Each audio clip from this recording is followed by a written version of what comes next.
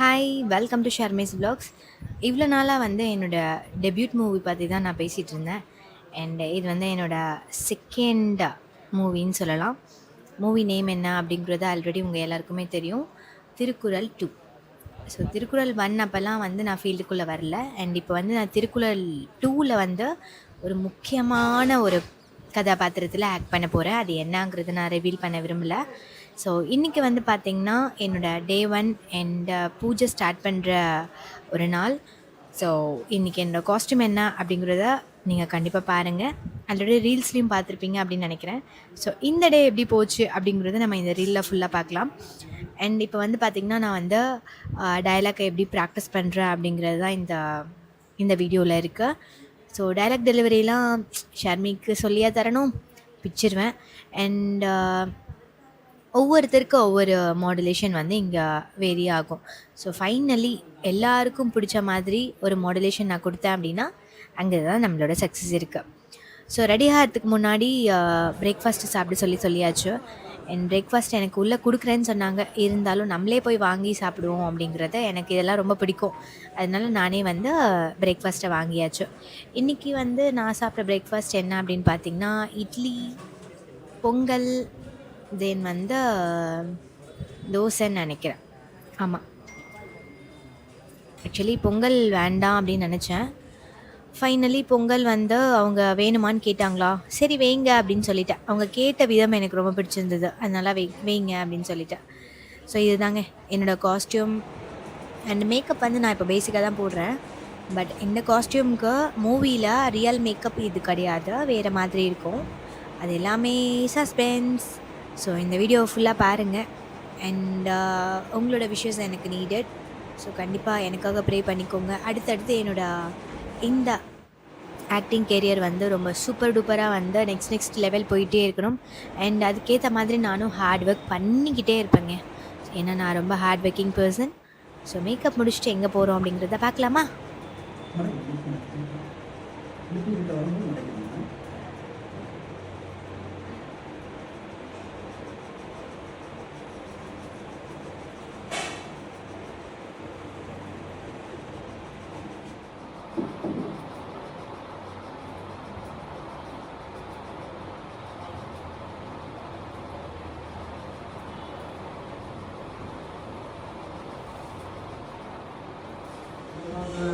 தங்கமாக தங்கம் போதுமா? போய் போதுமா? தங்கம் போடணுமா? இந்த காலத்தில் தங்கமாக இருந்தது, அதான் போட்டிக்கு வந்துதான்.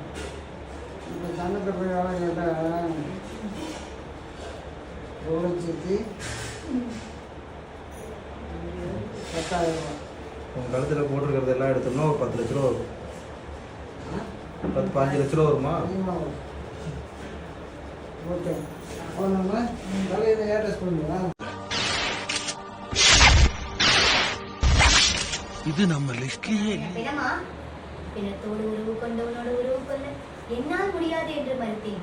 நீங்கள் தானே மன்னா சொல்வது, நீங்கள் தானே மன்னா எதிர்உள்ளீர்கள்.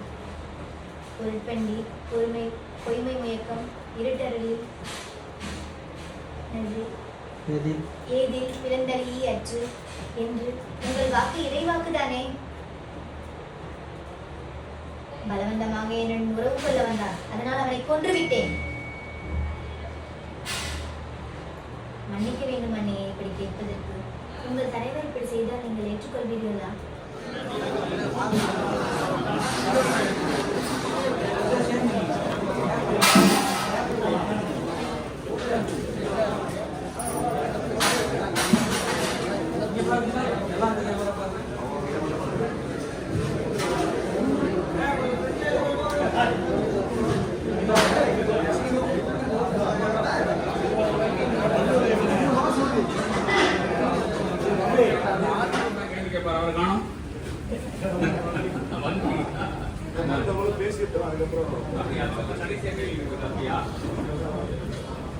ஐயா பேசலாம்.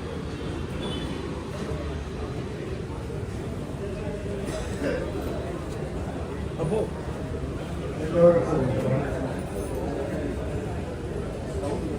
உலகை தமிழால் உயர்த்திடுவோம். அகரமுதலை எழுத்தெல்லாம் ஆதி பகவன். அதாவது வள்ளுவர் சொன்ன மாதிரி வந்து காட்சிக்கு எளியவர். இந்த படம் ஆரம்பித்த போது வந்து அவர் செய்த உதவி அளப்பரிய உதவி. ஒவ்வொரு காலகட்டத்திலும் வந்து அவருடைய படம் மாதிரியே செஞ்சாங்க.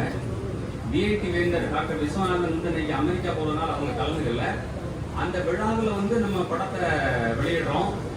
அது மட்டும் இல்லாமல் இந்த பாட்டில் ஒரு பகுதியை வந்து அங்கே திரையிடப்பட போகுது.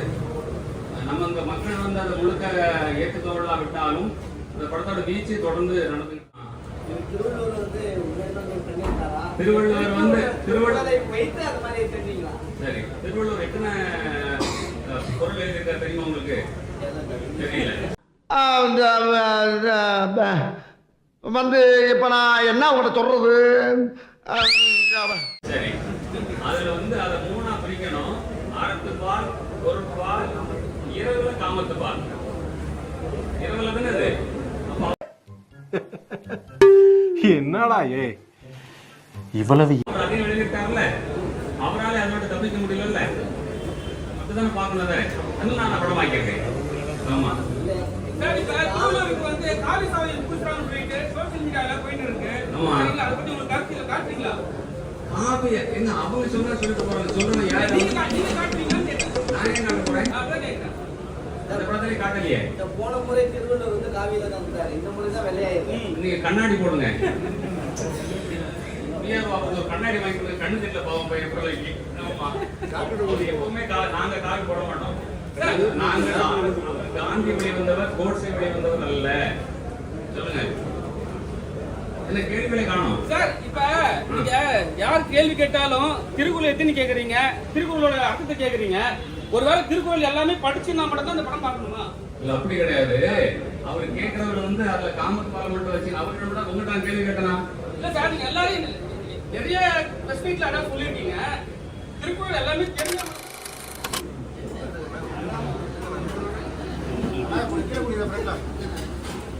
நேரா பாருங்க சார்.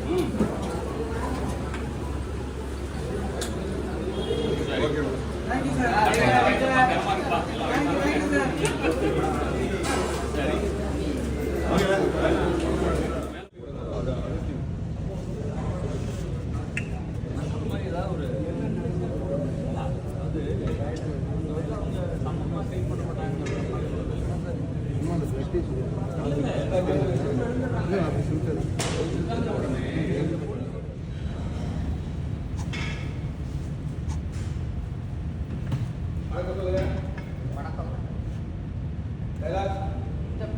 Cut cut cut. என்ன சார் இது, நீங்க ஏன் சொல்றீங்க டயலாக்னு? அதுல ஒரு லேக் அடிச்சுட்டு கிடக்குது.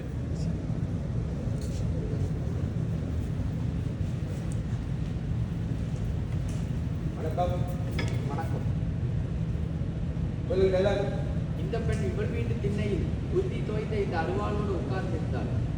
எந்த கேள்விக்கும் பதில் இல்லை. உள்ளே சென்று பார்த்தோம், ஒரு ஆண் சடலம் இருந்தது. அப்பொழுது பிடித்து விட்டோம். இங்கே அழைத்து வந்து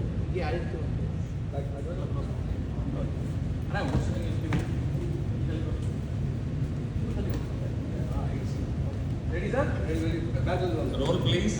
கொஞ்சம் பேக் அவர் ஸ்டார்ட் பண்ணிக்கோங்க. Ready sir?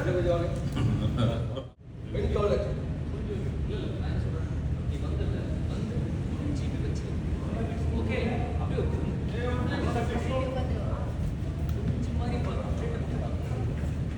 அறுபது போட்டுற சொல்ல மாட்டேன் கீழே.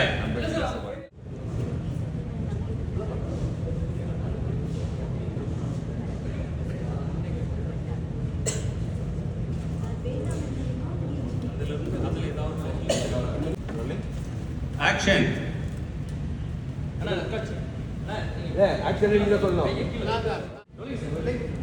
ஆக்ஷன். என்ன நடந்தது பெண்ணே? காதலிக்கும் கலவு மனம் புரிந்து கொண்டு அவர் முழுமையாக எனக்கு மட்டும்தான் என்றும் நான் முழுமையாக அவருக்காக தான் என்றும் எங்கள் மனநாளில் இருந்து என் வாழ்வை தொடங்கினேன். முழுமையாக நடந்து கொண்டிருந்தது எங்களது இல்லறம்.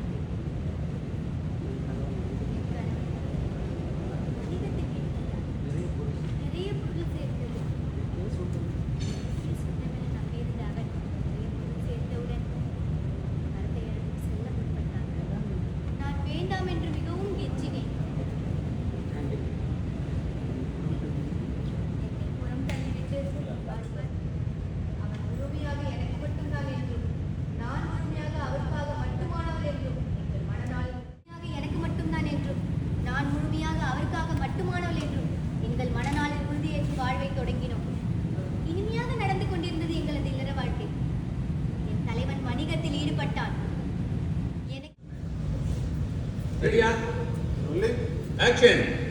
என்னை புறம் தள்ளிவிட்டு அவன் கரத்தையரிடம் உறவு கொள்ள போய்விட்டான். நான் அன்னம் தண்ணீர் இல்லாமல் மூலையில் கிடந்தேன். 10 நாள் கழித்து திரும்பவும் வந்தான். என்னுடன் உறவு கொள்ள முற்பட்டான்.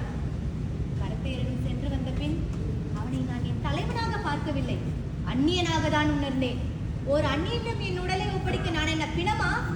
பிணத்தோடு உறவு கொண்டவனோடு உறவு கொள்ள என்னால் முடியாது என்று தவித்தேன். நீங்கள் தானே மன்னா சொன்னீர்கள், பொருட்பெண்டி பொய்மை முயக்கம் இருட்டறையில் ஏதில் பிளந்தளியே அற்று என்று. உங்கள் வாக்கு இறைவாக்கு தானே. பலவந்தமாக என்னுடன் உறவு கொள்ள வந்தான். அதனால் நான் அவனை கொன்று விட்டேன்.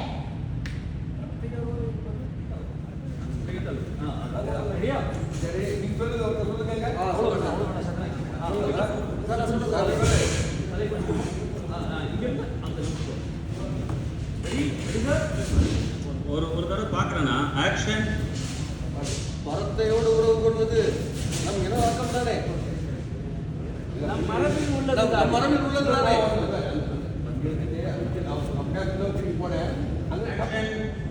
இப்பொழுது தீர்ப்பு வழங்கும் நேரம். வள்ளுவர் என்ன சொல்ல போனாலும் அப்படியே யோசிக்கிறீங்க எல்லாரும். அப்படியே பாருங்க. இப்போ வள்ளுவர் பேசுறாரு, இந்த பெண் தன் கற்பை காப்பாற்றிக் கொள்ளவே தன் கணவனை மன்னிக்க வேண்டும். அந்த பெண் பித்தனை கொண்டிருக்க வேண்டும். இந்த பெண்ணுக்கு தகுந்த பாதுகாப்பு கொடுத்து அவன் தன் வாழ்க்கையை சுதந்திரமாக வாழ்வை தேர்ந்தெடுக்க இந்த அரசு உதவும் என்று உறுதியளிப்பேன்.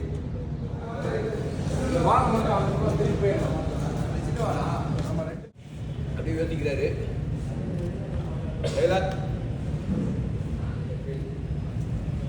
இந்த பெண் தன் கற்பை பாதுகாத்துக் கொள்ளவே தன் கணவனை கொன்றதாக மன்னிக்க வேண்டும். அந்த பெண் பித்தனை கொன்றதாக